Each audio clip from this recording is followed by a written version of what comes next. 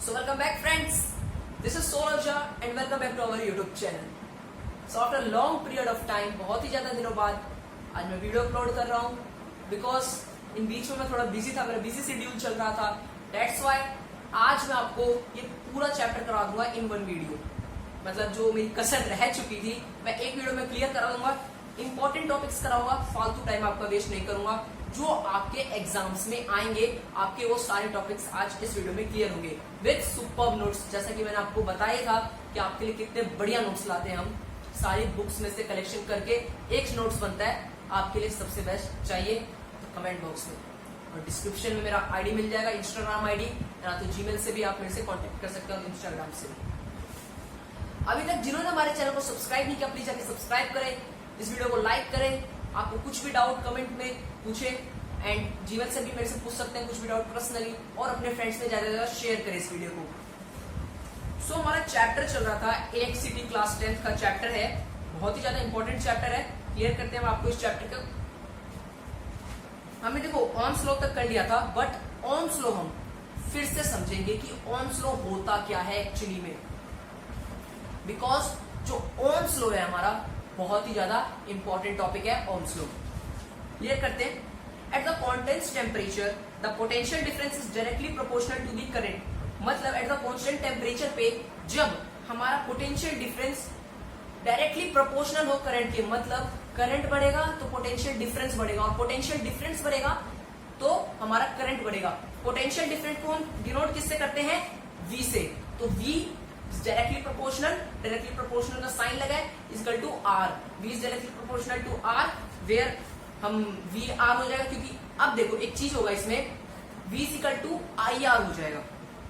Next step में जैसे कि आप बुक में देख रहे होंगे V इक्वल टू IR हो जाएगा. क्यों हो जाएगा? क्योंकि करंट हमेशा रेजिस्टेंस के साथ रहती है. क्या रहती है? करंट हमेशा रेजिस्टेंस के साथ रहती है. एंड रेजिस्टेंस, न्यू वर्ड आया है रेजिस्टेंस. क्लियर करता हूं रेजिस्टेंस क्या है. रेजिस्टेंस क्या है? It is a property of conductor to resist the flow of charges through it. मतलब रोकती है. मतलब भाई मतलब आप समझो करंट जा रहा है, इस लाइन में जा रहा है आपका करंट, देन एक चीज आई उसको रोक रही है, तो अब क्या होगा? आपका करंट थोड़ा सा कम होगा. वो पहले एकदम ऐसे जा रही थी रफ्तार से, अब क्या हुआ? ऐसे जा रही है और थोड़ी सी कम जा रही है. उसी को हम बोलते हैं रेजिस्टेंस. मैं प्रैक्टिकली समझा रहा हूँ, ऐसा होता नहीं है ये रोका ये रोका. ओके, मैं प्रैक्टिकली समझा रहा हूँ कि रेजिस्टेंस का काम क्या होता है. इसकी SI यूनिट होती है ओम. क्या होती है? ओम. OHM. ओम का रिप्रेजेंट किससे करते हैं? ऐसे के साइन रहता है आपके बुक में, रिप्रेजेंट है साइन. तो हमारा यही हो गया रेजिस्टेंस. तो V equal to IR where R is a constant called resistance. आप जब ये लिखेंगे V इक्वल टू IR तो आपको लिखना पड़ेगा where R is constant called resistance. मतलब एग्जामिनर को समझ में आए कि बंदे ने पूरी तैयारी की है, कि इसको R का मतलब पता है, एक एक पॉइंट पता है, तो ज्यादा आपका ना गलती रहेगा ना कहीं तो वहां भी आपकी टाइम वेस्ट नहीं करेगा, मार्क्स देगा आपको. तो R का फॉर्मूला क्या होता है? V अपॉन में I होता है R का रेजिस्टेंस का फॉर्मूला निकालने का. हमने जान लिया कि हमारा ओम्स लॉ था. ओके, अब हमने जान लिया कि भाई करंट जो है रेजिस्टेंस पे डिपेंड है, और हम जो है किस पे डिपेंड है? भगवान पे डिपेंड है, अपने स्टडी पे डिपेंड है. ओके, बहुत सारी चीजें जिस पे डिपेंड है. अब ये रेजिस्टेंस किस पे डिपेंड होगा? अब रेजिस्टेंस भी तो किसी पे डिपेंड होगा. तो वही है factors on which the resistance of a conductor depends.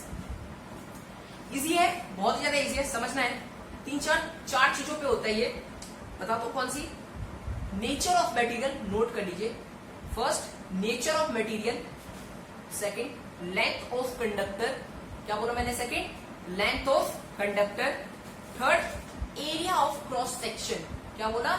Area of cross section. और फोर्थ वन इज टेम्परेचर. क्या? टेम्परेचर.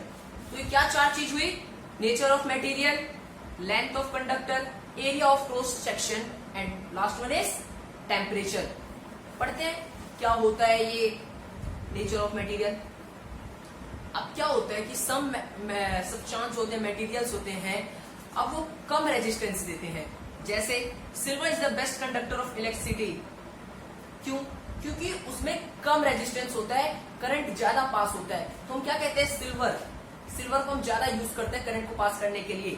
बेस्ट कंडक्टर माना जाता है इलेक्ट्रिसिटी का कौन? सिल्वर। पूछ सकता है best conductor of electricity. Objective type के क्वेश्चन आपको भी पता है इस बार कितने आने वाले हैं, तो मेरे ऑब्जेक्टिव टाइप के क्वेश्चन भी मैं बहुत जल्दी बनाऊंगा हर एक चैप्टर के। बट मेरी वीडियो के बीच में भी आप ऑब्जेक्टिव टाइप क्वेश्चन अपने नोटबुक में नोट कर लीजिए, बहुत ही ज्यादा इंपॉर्टेंट है objective type question. Silver is best conductor of electricity because ये कम रेजिस्टेंस करता है, मतलब करंट ज्यादा फ्लो होने देता है, लेस रेजिस्ट करता है फ्लो ऑफ चार्जेस को। और वही while some other materials create more heightened in flow of electric current, मतलब वो ज्यादा रुकावट देते हैं इलेक्ट्रिक करंट को पास होने में। इसको हम क्या कहते हैं? Bad conductor of electricity. और बैड कंडक्टर जो है इलेक्ट्रिसिटी का is also known as insulator. क्या इसको बोलते हैं? इंसुलेटर। जो बैड कंडक्टर होते हैं उसको हम इंसुलेटर भी बोलते हैं। एक और ऑब्जेक्टिव टाइप क्वेश्चन आता है, hard plastic is one of the best bad conductor या इंसुलेटर ऑफ इलेक्ट्रिसिटी। मतलब ये ज्यादा रोकता है, मतलब रेजिस्ट करता है बहुत ही ज्यादा फ्लो ऑफ चार्जेस को, फ्लो ऑफ करंट को। अब बात करते हैं लेंथ ऑफ कंडक्टर। ये थोड़ा इंपॉर्टेंट है, इसको ध्यान से समझना। ये तो आप भी जानते होंगे कि भाई नेचर ऑफ मटेरियल पर डिपेंड करता है। लेंथ ऑफ कंडक्टर थोड़ा इंपॉर्टेंट है, इसको ध्यान से पढ़ना समझना। Resistance is directly proportional to the length of the conductor. This means resistance increase when length is increased. This is caused that long electric wires create more resistance to the electric current. क्या मतलब हुआ? जो हमारा हमने क्या पढ़ा था, V is directly proportional to I, potential difference is directly proportional to current. ये वही चीज है जो हमारा R है, रेजिस्टेंस को डिनोट किससे करते हैं? R से करते हैं। जो हमारा जो R है इज डायरेक्टली प्रोपोर्शनल टू, किसके प्रोपोर्शनल है? लेंथ के। मतलब R is directly proportional to L। आपके बुक में दे रखा होगा, एनसीईआरटी बुक में, कोई सी बुक में आप पढ़ रहे होंगे साइंस की क्लास 10 की, उसमें आपको दे रखा होगा कि resistance is directly proportional to length. अब प्रोपोर्शनल क्या हुआ? मैंने बोला था वो बढ़ेगा, मतलब पोटेंशियल डिफरेंस बढ़ेगा। मैं ओम्स लॉ की बात कर रहा हूं अभी। पोटेंशियल डिफरेंस बढ़ेगा तो आपका करंट बढ़ेगा। मैंने बोला था क्योंकि डायरेक्टली प्रोपोर्शनल है। तो सेम चीज यहां होगा। जितनी बड़ी तार होगी, लेंथ ऑफ वायर, ठीक है, जितनी बड़ी तार होगी आपकी उसमें उतना ज्यादा रेजिस्टेंस होगा। इसे बोलते नहीं लॉन्ग वायर्स यूज मत करो, कहते होंगे भाई वहां से तार आता है इसलिए बिजली कम है हमारी। दैट्स वाई, क्योंकि उसमें रेजिस्टेंस का ज्यादा मात्रा होता है, मतलब उसमें ज्यादा रेजिस्ट करता है resistance. Okay, flow of charges को रोकता है। तो इसी का मतलब हुआ जितनी बड़ी तार उतना बड़ा हमारा रेजिस्टेंस, उतना ज्यादा हमारा resistance. It means resistance increase when length of wire is increase. यही मतलब हो गया। This is called that long electric wire create more resistance to the electric current. मैंने बताया कि मोर रेजिस्टेंस करता है, अप्लाइड करता है टू दी इलेक्ट्रिक करंट को। अगला आता है हमारा topic area of cross section. इसी का चल रहा है कि भाई कंडक्टर कह रहा हूं, हमारा रेजिस्टेंस किस पे डिपेंड है, उसी की बात हम कर रहे हैं कि रेजिस्टेंस हमारा किस पे डिपेंड है। एरिया ऑफ क्रॉस सेक्शन ये भी एक इंपॉर्टेंट है, ध्यान से सुनना। Resistance is inversely, okay, not directly, inversely proportional to the area of cross section of conductor. This means R will decrease when area is increased of the conductor. That thick copper wire create less resistance to the electric current. बहुत ही अच्छा topic है, बहुत ही easy topic है। और जो हमारा resistance होता है वो इनवर्सली प्रोपोर्शनल होता है L/A। ओके, मतलब this means R will decrease, मतलब रेजिस्टेंस घटेगा। कब घटेगा आपका रेजिस्टेंस? जब आपका लेंथ बढ़ता है तो क्या होता है हमारा रेजिस्टेंस भी बढ़ता है। और एरिया का मतलब जो थिक होगा, मोटा होगा तार, तो हमारा उसमें रेजिस्टेंस क्या होगा? कम होगा। इसलिए कहते होंगे आपकी बड़े बड़े बिजली के आपने पोल्स देखे होंगे, उसमें ज्यादा थिक वायर्स होती है और वो वायर की होती है कॉपर की, क्योंकि उसमें कम रेजिस्टेंस करता है, कम रेजिस्ट होता है। फ्लो ऑफ करंट का, चार्जेस का कम रेजिस्ट होता है, इसीलिए यूज किया जाता है उसको, कॉपर वायर को, थिक वायर को। That's why.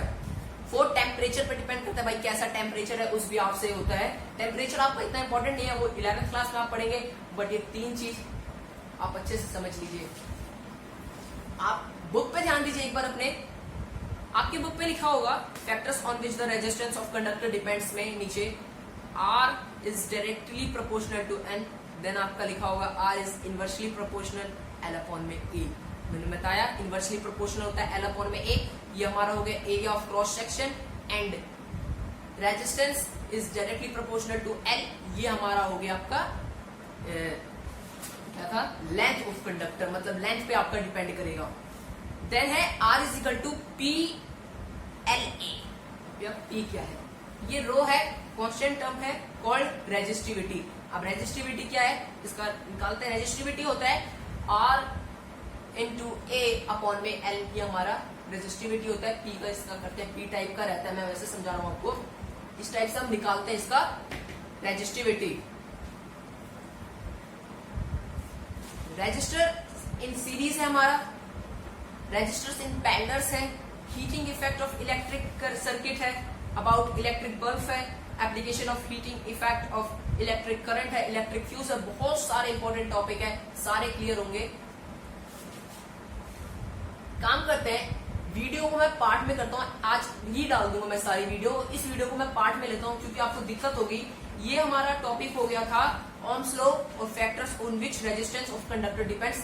अगली वीडियो आपकी होगी रेजिस्टेंस इन सीरीज की, रेजिस्टेंस इन पैरेलल की। एंड अभी तक जिसने इस वीडियो को लाइक नहीं किया प्लीज आके लाइक करें, कमेंट करें, कुछ भी डाउट है, नोट्स चाहिए, बेस्ट नोट आपके लिए तैयार किए, सो प्लीज वीडियो को लाइक करें, आपके लिए इतनी मेहनत है। And thank you.